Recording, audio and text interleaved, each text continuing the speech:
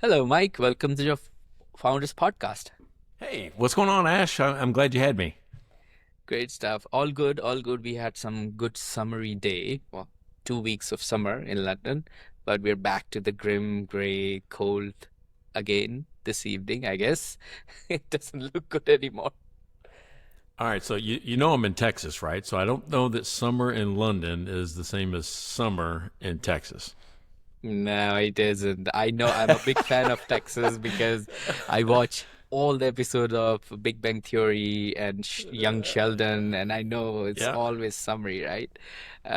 So yeah, great stuff. Well, thank you so much, Mike, for your time. I really appreciate it. I want to learn quite a lot from you today, and I want our listeners to learn quite a lot too, because I think your high impact services around the cash flow has been helping quite a lot of founders around. But before we start, do you have a motivational quote, something that inspires you, motivates you, you would like to share with our audience? Yeah, it's the one thing that I think I've internalized and made it just part of what I do every day, and that's money is an energy, right? You can't chase it, you have to attract it. And when I say money is an energy, it's got a positive vibe or a negative vibe, right? There's an Mm, emotion connected to it. So that's what I want people to remember is that there's always an emotion connected to money. interesting, interesting. A lot of people um, have this theory of I think there's a book also, something like The Secret. I think so, where they say Okay. that you have to manifest um, to get something into your life. And I think that's maybe that you're inclining towards similar kind of energy Yeah, concept. I think it's very similar, right? I think it's really similar that way. I mean, because that's the way it feels to me. Every time I've tried to chase money, it just eludes me, right? Every time I wanted to be really aggressive at it, but the more I take a step back and provide what I say is value or help others or think of others in my life, the more I'm blessed, Hmm. right? That's the way I look at it. Interesting, interesting. All right. So, Mike, imagine this then. We are in a room full of ambitious founders and early stage builders, right? No one knows your name, and you have got just a few minutes to introduce yourself, but not with your title or what you've been working on, but with the story that explains why people should trust what you have to say. How would you begin? Oh, that's a great question, Ash. So, for me, I always feel like I have an aura anyway. When I walk in a room, people always want to come up. They want to say hi. I think it's a smile. So there's always kind of, an energy around me that kind of leads to that. But my story, what I always start off with is, hey, what's going on in your world? How, meaning that I'm not thinking about me. Hmm. So I always try to think about them. But my story would be, how to go from state trooper to cash flow Mike in 25 years. Got it. Got it. Great. So, how do I'm very intrigued with um, the, the the the name you got in the industry now. People call you Cash Flow Mike. How did that happen? I think it was by accident, right? So I teach at the graduate school of banking at the University of Colorado, and I was at LSU, Louisiana State University, and I've taught at the University of Washington, at the Pacific Coast Banking School. And one of the days, I think I was in Baton Rouge in Louisiana, and I heard a couple of students out in the hallway saying, "Hey, there goes Cashflow Mike." And I stopped them like, "Hey, why'd you call me that? Hmm. Why'd you call me Cashflow Mike?" So I don't know if they was making fun of me. I don't know if they were real. They said, "No." He says, "You just don't talk about profit. You talk about cash flow. You talk about the need for cash. You can be profitable on paper and not have any money in the bank." So I mean, they said we just called you Cash Flow Mike. It was kind of a joke, and I'm like, going, man, that's better than my real name. So I'm going to kind of lean into that. And I tell you, once you get past the embarrassment of calling yourself a nickname, it actually became a pretty good brand, right? It's Hmm. one that's easy to say, easy to remember, easy to recognize. Indeed. And that's what fascinates me. That's what inspires me when I interview, guests like yourself who have this natural, uh, trajectory of being where you are because it came to you naturally. That hasn't been any, like cosmetic changes you have to do in order to reach there, right? It was always been into your story. So let's talk about where your story began. Where did you had this passion developed inside you? What was the time when you were learning about this idea of understanding the cash flows in the business, and then became cash flow? Probably unlike a lot of other founders, I wasn't trying to be an entrepreneur. I wasn't trying to do that. I went to a military academy. I got commissioned in the Army. I was in the National Guard for a long time. In my first job, I was a police officer, right? I was a state trooper in St. Louis. And that's what I thought I was going to do, right? Because once you get one of those jobs, you're pretty much there from the time you go into the academy to the time you retire. And then life happens. So I've got an MBA, a master's in business from Baylor University, and I'm writing a student loan check. And as I'm writing a student loan check for this college degree, I'm looking at my pay stub, or thinking about my pay stub, which is not very big, right, as a police officer at that point in time in the 90s. And then my wife says she's pregnant with our third daughter. So literally, Ash, my family outgrew my income, and I had to go do something else. I had to go figure out how to make more money. I'm like, I've got a business degree. I should go try to use this thing, right? Yeah, yeah. And sorry, I missed that. Did you ended up signing that check or not? Oh yeah, because you have to make a student loan payment, right? So, but what I ended up doing was, leaving the highway patrol. And that's the scariest thing in the world. You leave something where the insurance is paid for, retirement's pretty much set.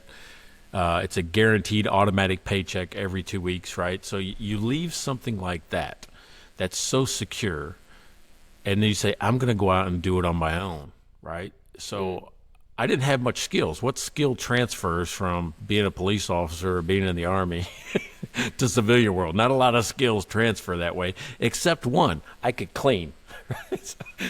So I started, my first job was just a janitorial company, right? I'm like, well, I can make things clean. I know that part. So I started a little janitorial company, and quickly that morphed into a different set. I got an opportunity to provide labor to a hotel, and I built a hotel staffing company out of it, right? So I changed my janitorial company into a hotel staffing company, and that's where it took off, right? That's where it actually happened, because there was no niche at that point in time that just provided hotels with people like housekeepers, like landscapers, like housemen. I called it heart of the house positions, people that, do a lot of the work, but they're not the face of the property, right? They're not at the front desk. They're not managers, those type of things. They just do the work.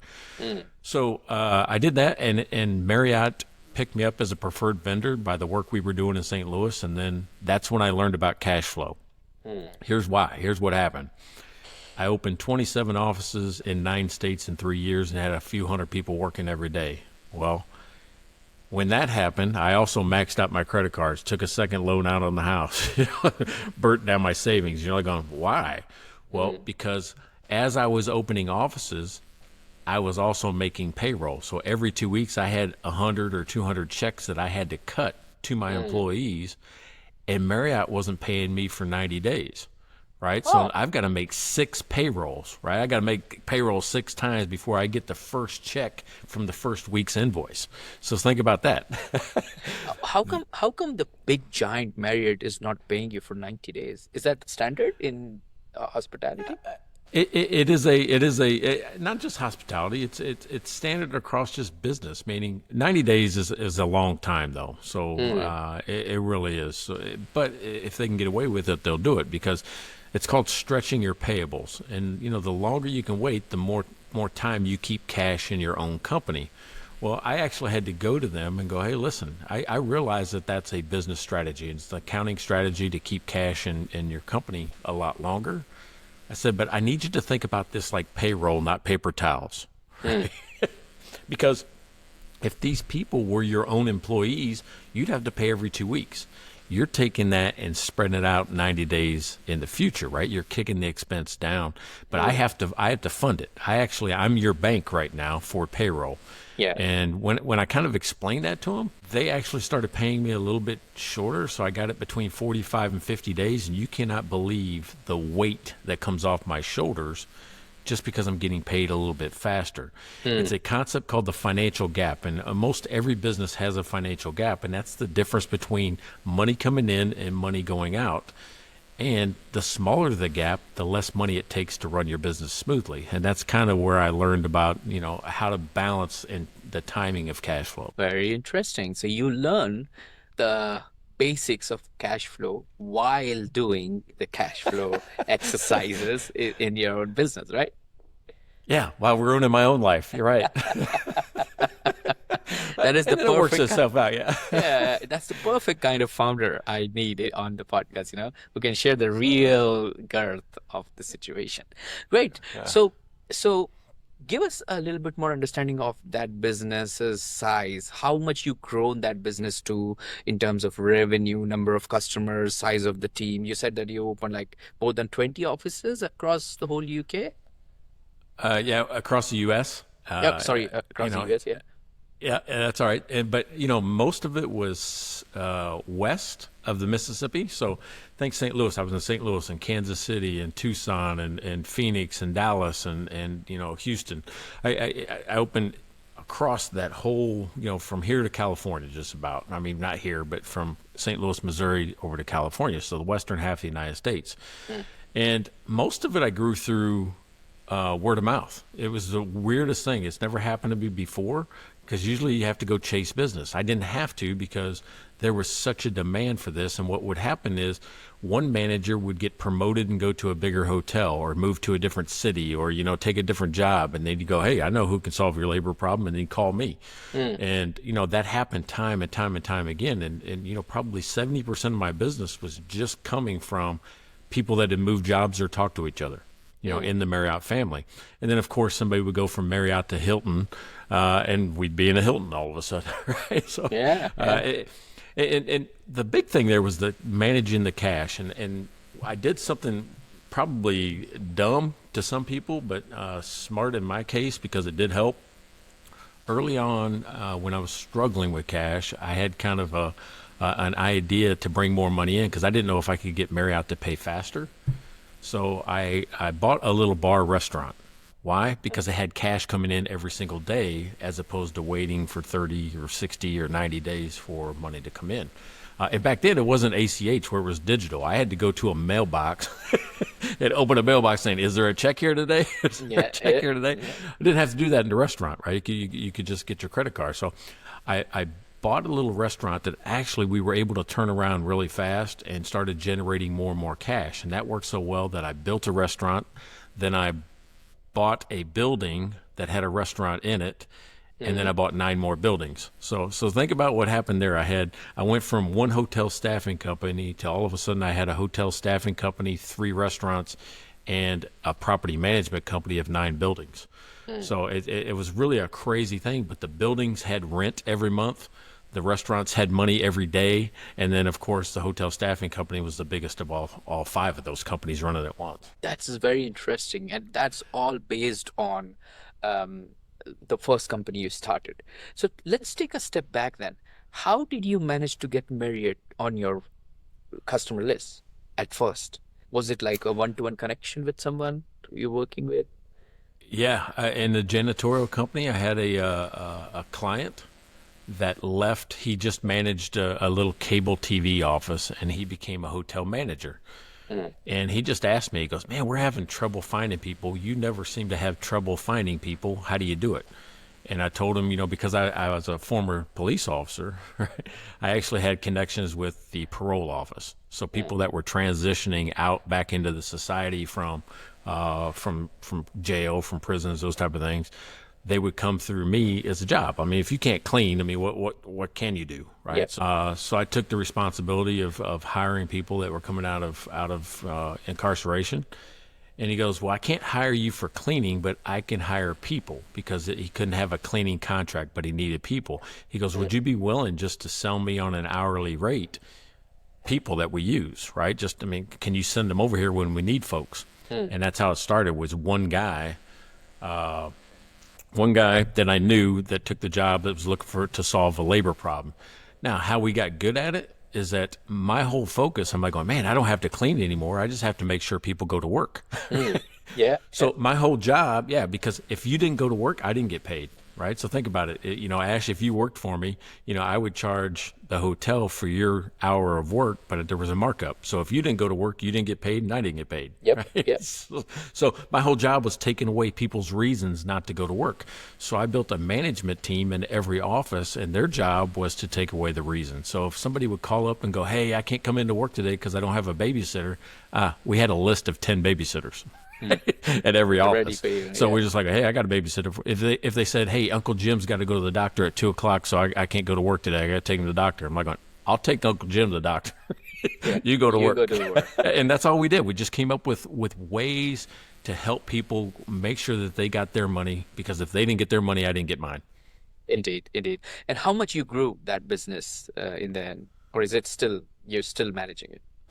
No, in 2011, I sold the hotel staffing business and two of the three restaurants all as a package, because people liked how I moved the housekeepers to help them clean the apartments that I was managing. And then we had the people also work in the restaurants, because, if you can serve at a banquet in a hotel, you can serve in a restaurant, Restaurant. here. Yeah. So we just had an exercise of just keeping people working, right? Where you didn't have to worry about, can I get 40 hours? I'm trying to say, hey, I might need you to do 50 or 60 hours, right? So it's that type of thing where we just kept the same people working. I had a better retention rate than Marriott, right? Because when they don't have work, they just send people home.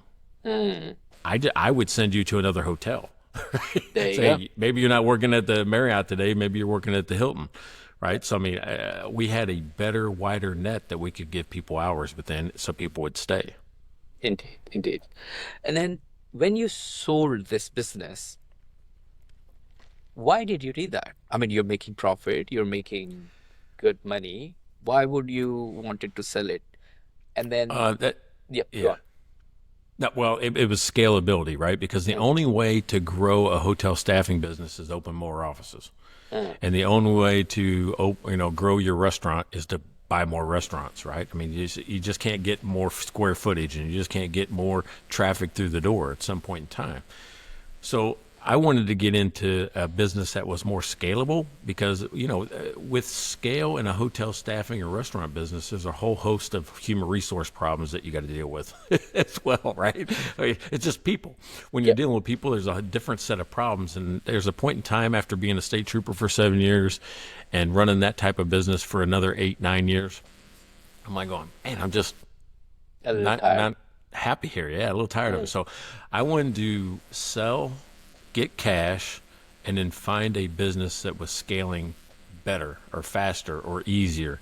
And that's how I ended up in software, right? So think about that. I had no software background, still don't, but I've been in software now since 2012. Got it, got it. And Can't code it's anything. and you don't have to, because if you know how to sell, I think you can Yeah. hire people to get this coded for you, isn't it? There you go. There you There go. you go. Yeah. Well, and I call myself a product owner, which is I make a good connection to the market. I listen to what the market needs. In my case right now, it's accountants, and accountants are trying to, they're trying to get into advisory services, give people better advice, how to run their business better, make more cash. So I built products for both business owners and accountants to make more cash, right? Using the techniques that I wrote in one of my books. Indeed. And I want to learn more about that technique too. But before we get into that, let's start with, why did you choose to get into software business? What was the reason? The dot-com thing of the 90s, showed that there was rapid growth there.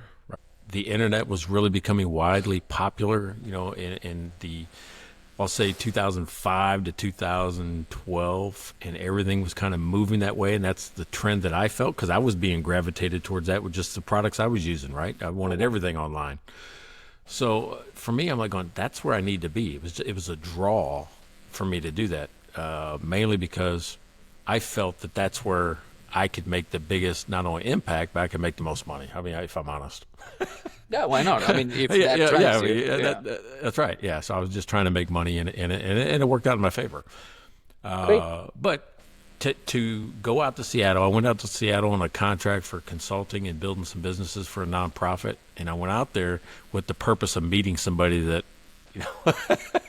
was in software that would give me a chance, right? But I wasn't looking for Microsoft or Amazon or Expedia or all that. I wanted the small guy that had an idea that I could get in on the ground floor of, right? So and it took me about a year to find that person to do it, and I ran across somebody that was trying to solve the banking problem in 2008. I call it when the bankers burnt the world down.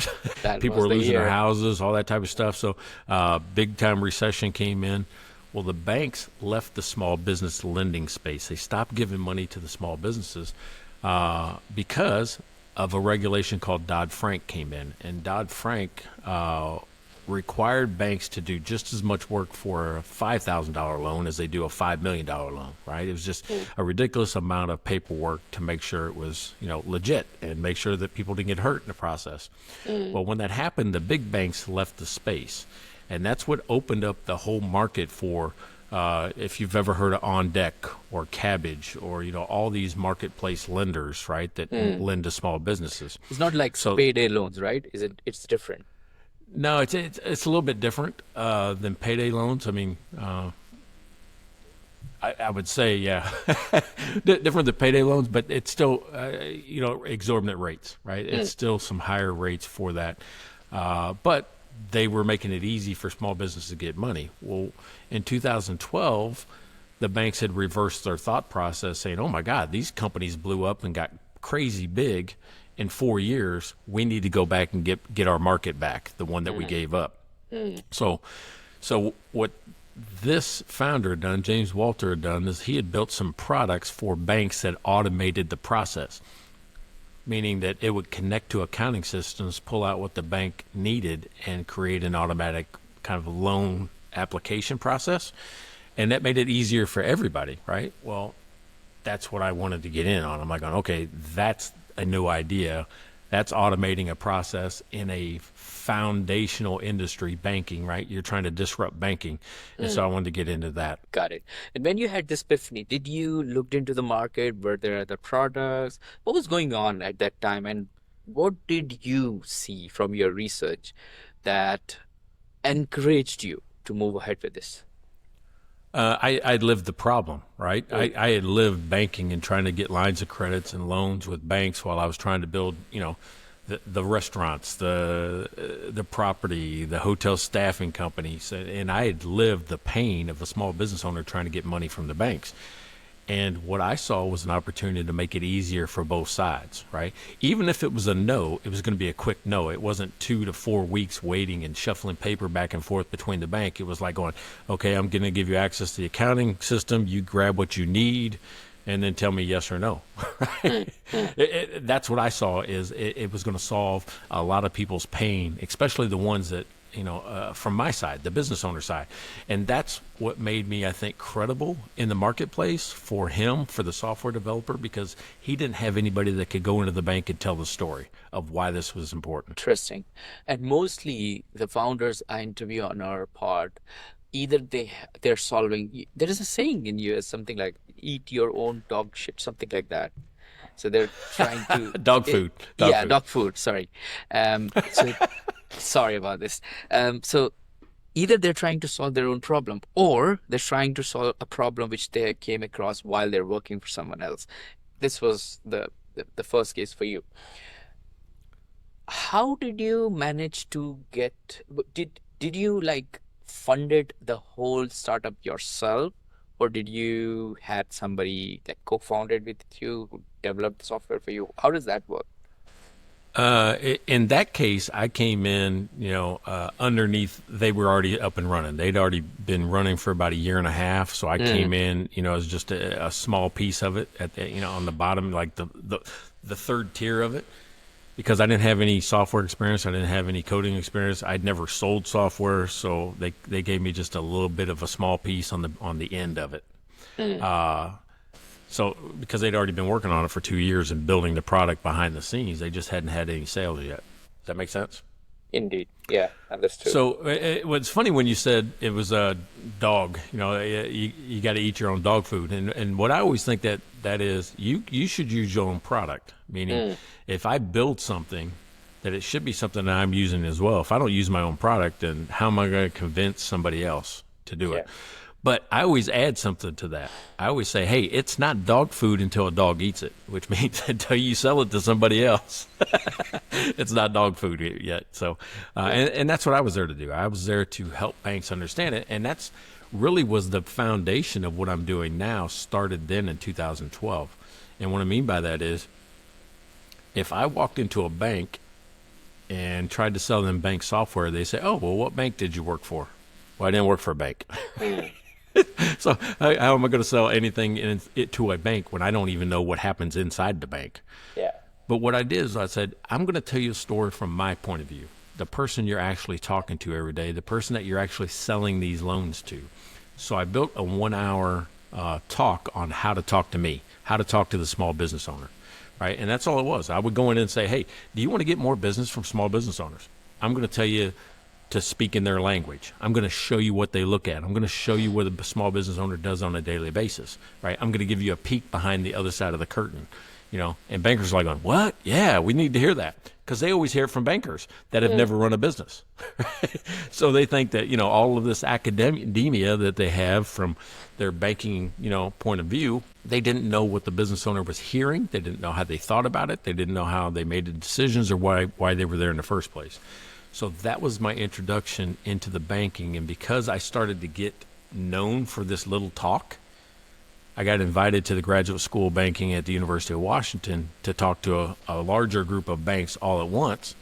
And that's how I got, the name, right? Got involved with teaching this. And that developed from a 1 hour presentation on how to talk to me to now a 2 days full seminar called The Clear Path to Cash. It's interesting. And you're delivering this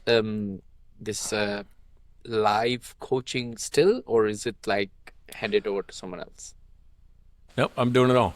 In 2019, I left the software company, right? Had some cash. And then you know what happened in 2020. So I did what everybody did. I wrote books.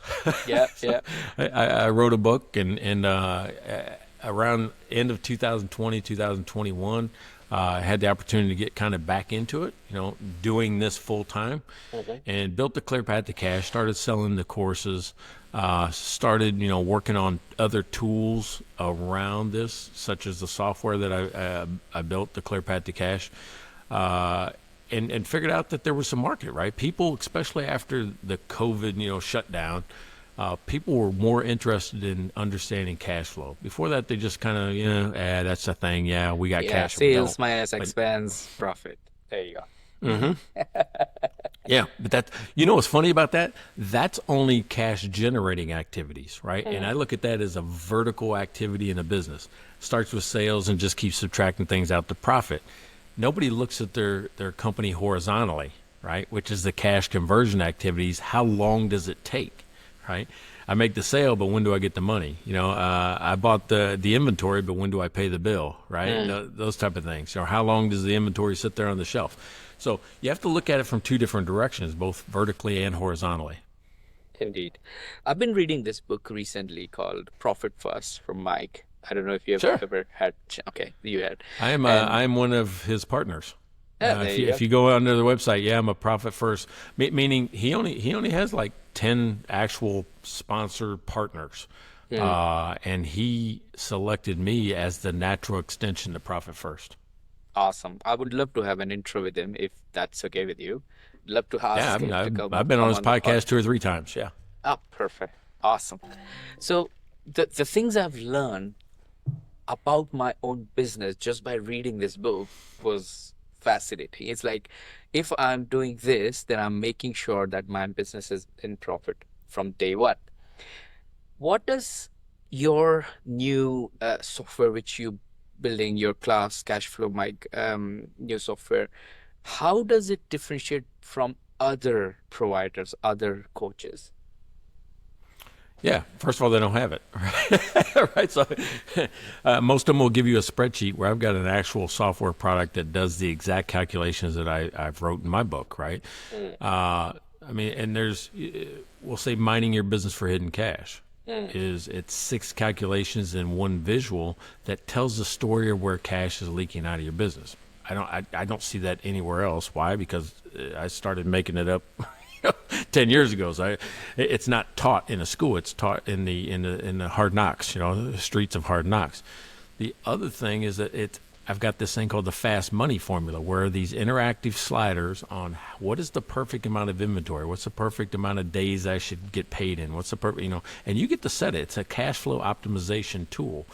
I also have the simple valuation formula, which is a way to see that the actions you're taking are actually driving value, increasing the value of your company. And I overlaid non-financial data, and that's something that no other coach does. They'll tell you the financial data, but they won't tell you the story of why things happen. Well, with my software, you can overlay your story, and you go, oh, yeah, that's when we hired Cashflow Mike, and look what happened. Or that's when we went to that conference or introduced a new product. It's going to help you tell the story on one visual. So I think that's what it's better at, is telling the story and explaining what happened and what to do next. So in theory, then, is it? Am I allowed to say that it's an accounting software, but it gives you superpowers, or is it? Yeah, I think I like to call it the ultimate advisor's toolkit, right? Mm,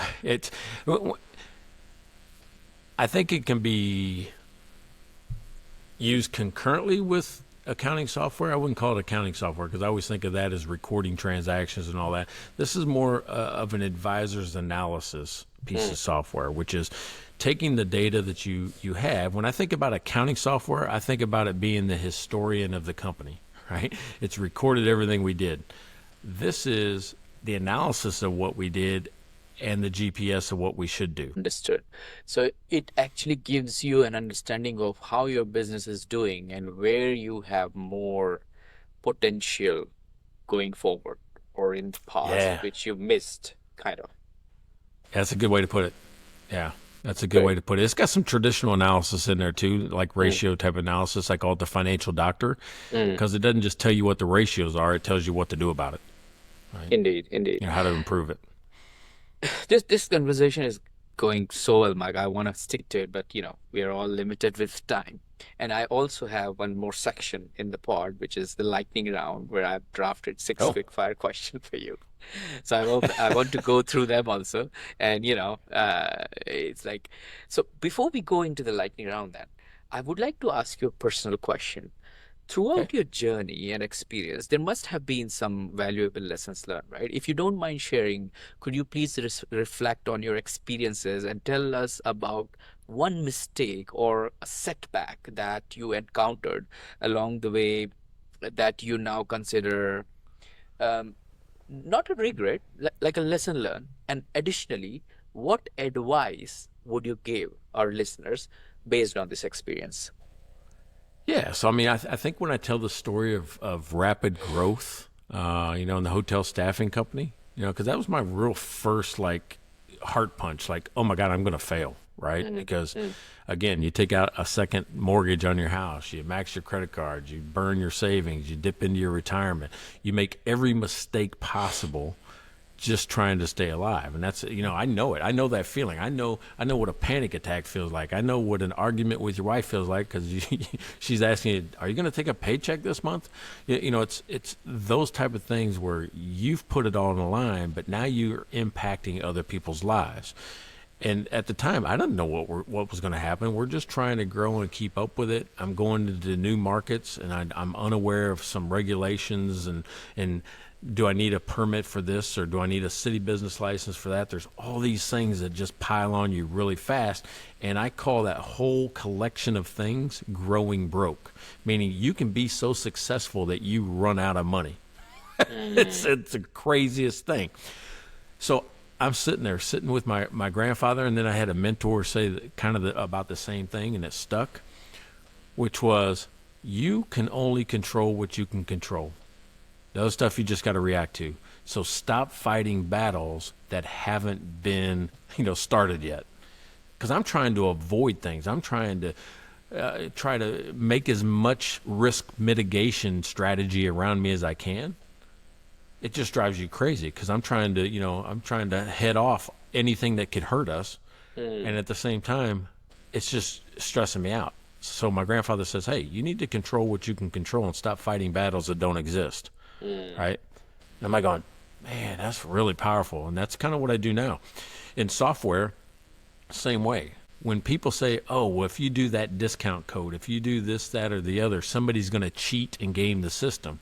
I used to be the type of guy that would try to, prevent you from gaming or cheating the system. But now I'm looking at it like going, well, nobody's done that yet. So let's not try to fight it until somebody does it. Yeah. And that's what I mean by not fighting the battle that hasn't existed yet. No, definitely. I run myself a startup where we enable businessmen like yourself to create the community and then create courses and sell digital products, etc. And every single time I sign up a new customer, they're always looking for some kind of discount or some kind of like better deal.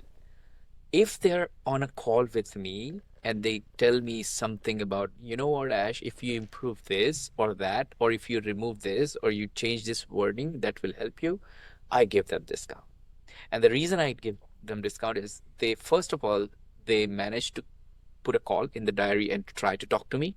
And then they're giving me their feedback, which is, and we give away hundreds and hundreds of dollars of Amazon vouchers to our users who are using our platform to give us feedback. This person is giving me that money, that advice for free. So why not offer some discount, right? So that Makes sense. really helps. Great. Mike, thank you so much for sharing all this information. Should we move into our lightning round? I'm kind of wordy, so who knows? There you go. We'll try our best. I've got 6 quick All right. fire questions for you. If you think that one of these questions you don't want to answer, just give me a skip and then we move to the next one. Is that All okay? right. Yeah. I don't Okay, know. great. Yeah. Cool. Okay. Let's do it. Number 1, what's the top 3 strategies to maintain your cash flow in a streamlined manner in 2025? Yeah. All right. So the top 3 things I would tell somebody is just, without looking at any of your numbers or anything like that, maintain 3 to 6 months operating expense in cash, right? Because that gives you time. If you make a mistake, it gives you time to work it out. So if you're spending $10,000 a month, have $30,000 to $60,000 just there. Because again, if you make a mistake, you got time. Second one to me is try to maintain a balance in your ARAP. AR is accounts receivable. That means the time that it takes to come in. If things are coming in 30 days, try to maintain the balance of paying in around 30 or 35 days, right? So the closer you can get those together, the more opportunities you have if you get into a problem to pull a lever like going, oh, I can make a few phone calls and get money in faster, or I can sit on an invoice a little bit longer, right? And if you're running inventory, this would be number 3. If you're running inventory, understand what the actual number is you should have. Stop guessing. Some people just go, I don't know, give me 5 of those and 10 of those and 6 of these. Here's the formula, right? The formula is the average number that you sell per month. We'll call it 200. I'm just throwing a number out there. Yeah. Divided by the number of times you can get that product per month. We'll call it weekly. So that means 4 times a month. So 200 divided by 4 equals 50. I don't need to buy 100. I don't need to buy 200. I only need to buy 50. And if you do that, you keep up with your sales volume and you don't run out. So there's my top 3 strategies for you. That's See, I great. told you I was wordy. I told you I was wordy. But that's spot on. That's what our founders need to hear, right? That's amazing. Yep. What book would you recommend to our audience and why? My books. No. you know, throughout time, it's shifted, right? Of course, I wrote my own books now, but I have found that finding the book that is attacking your current problem is where I've always been best. The one that had the most impact on me, it was 2 different books. One of them was called The World is Flat, right? And I read that in the early 2000s. And what they were talking about then was the globalization and how in the future, again, this was 2000, we'll say 3 or 4, in the future, there's going to be less borders for trade. Meaning that, I could be working with you in the UK and I'm sitting in Texas. I've got work that I've outsourced to Pakistan, meaning that's where I see that the world is flat. And once you do that, you can see where economies of scale and things that you can do to actually grow your business. So the world is flat was one that opened my eyes up to the future. The other one was good to great, right? And good to great was the thing I took away from that was putting the right people on the bus. When I was building out a team, if I didn't know exactly the job, description, I didn't build the job description first. I hired the person first and then built the job description for that person. And I had more success that way. And it's a really weird way to look at it because you're like, oh no, I need an operations manager. Yeah. But then you turn down the person that's not a true operations manager, but he's the right fit. He's the right guy, right? I'm working with a marketing person right now who's not a true marketing person, but he's got something that you can't teach. I can teach skill. I can't give you the heart. I can't give you the want to do it. I can't give you, that will, right? Skill versus will. So when I find somebody with heart and that's hungry, that's more important to me than a degree or an experience. Indeed, indeed. What one attribute or characteristic in your mind of a successful founder? I think patience. But believe it or not, and I'm not saying patience is in being slow. I'm talking about being deliberate. And here's what I mean by that. And I didn't used to think this way. Again, as a trooper in the Army, I always think that I got to attack problems, right? I got to be aggressive with everything I do. The older I've gotten and, 14 companies later, I've realized that I don't have to solve every problem right now, right?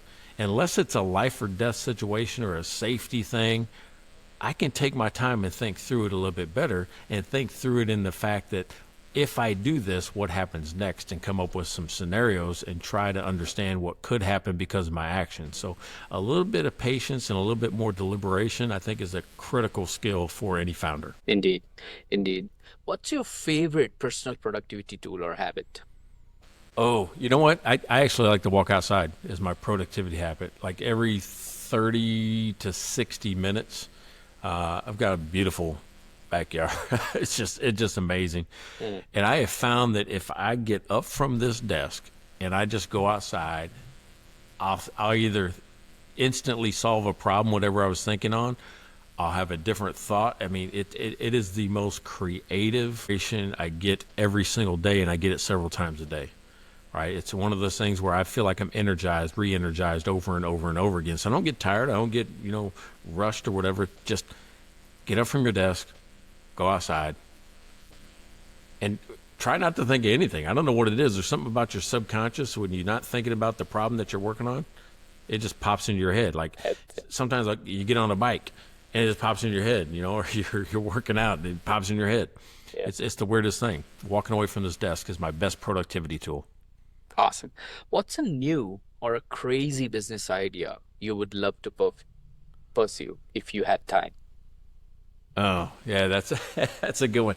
So we play around with this all the time. All right. So when you're, you built 14 companies, I don't know what it is, or you call yourself Cashflow Mike. Everybody that comes over to your house to drink a beer, to throw cornhole or whatever, they all have a business idea. One that I think would be funny. It would probably be terrible, but it would be funny to do. And there's another one I think could be legit. The one that I think is funny, we talked about having called the pitch pickup, right? It's founders you put in the back of a pickup truck, and then they have between one stoplight and another stoplight to pitch their idea.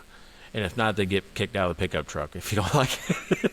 wherever we're at in the city, right? Like you just say, nope, you're out. And you kick them out and you put them on the curb. I think that would be a funny TV show to watch, right? That they got just between two stoplights, from red to red, to pitch. Yeah, and if you don't like, if you like it, you get to go on to the next round, which is the next set of stoplights. If you don't like it, you get put out on the curb.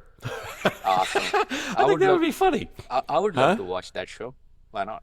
Yeah, right? Yeah. Because you're like going, man, I don't know where I'm going to be dropped off in the city, right? It ain't like you're dropping them off 100 miles away from home. You're just running around downtown or something like that. Yeah. It's the same. But you get kicked out of the truck. That's kind of funny. Yeah.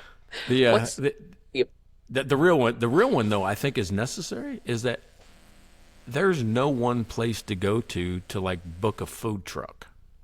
Right. And this came up the other day, like going, because we got like food trucks that come to the neighborhood every once in a while and kind of post up around the rec center and all that. I'm like going, there should be one place like an Expedia or like a hotels.com for food trucks where if I owned one, I could list my thing there and my availability, and you could book right there on the website, right? And you book the food truck, so everybody local, and it could be nationwide. You just go your locale, right? It's Mm. the same thing as anything else or worldwide. But anybody with a food truck goes there and you go, oh, I'm feeling like we should have tacos or we should have, pizza or we should have whatever it is. And you book your food truck and it comes to your location on your scheduled date. Very interesting. Like a restaurant coming to your place instead of you going to the restaurant. Yeah. I mean, right now you got to figure out where the food trucks are and then, how do I contact them? How do I book them? There's not a central booking location for that. And For so that. anybody that's out there as a founder, that might be a good idea. Yeah, yeah, why not? Great. Mike, thank you so much for joining me and sharing your story, unpacking the last years and years of building with these businesses and some of the ups and downs. People want to get in touch with you, people want to know you, or people want to ask you a question. What's the best way to do it? I'm at cashflowmike.com. So if you can remember Cashflow Mike, that's the best way to get in touch with me. I've got a contact form right there on the website. Uh, Here's the best thing about the website right now. If you just want to learn how to analyze financial statements in 7 minutes or less, I got a free video lesson. So you just go to my website. Right underneath the header video is a, hey, stop. Do you want a free video lesson? Inside that lesson, you get a digital copy of one of my books, A 7 Minute Conversation. You get the video course, and you get the spreadsheet that goes with it. So, I mean, there's three things you get for free. Well, I won't say free. It costs you your email address, right? Mm. So, if you're willing to give up an email address for a free video lesson that, people pay hundreds of dollars for, and it's included in my big course, you get a taste of what I do, you get a feel for what it's like, and you learn something instantly for free. Indeed. Perfect. Great stuff. Well, Mike, thank you so much for joining us today and sharing your inspiring journey and the impactful work you're doing. It's been an absolute pleasure having you on Founders Podcast. You're the best. I appreciate you.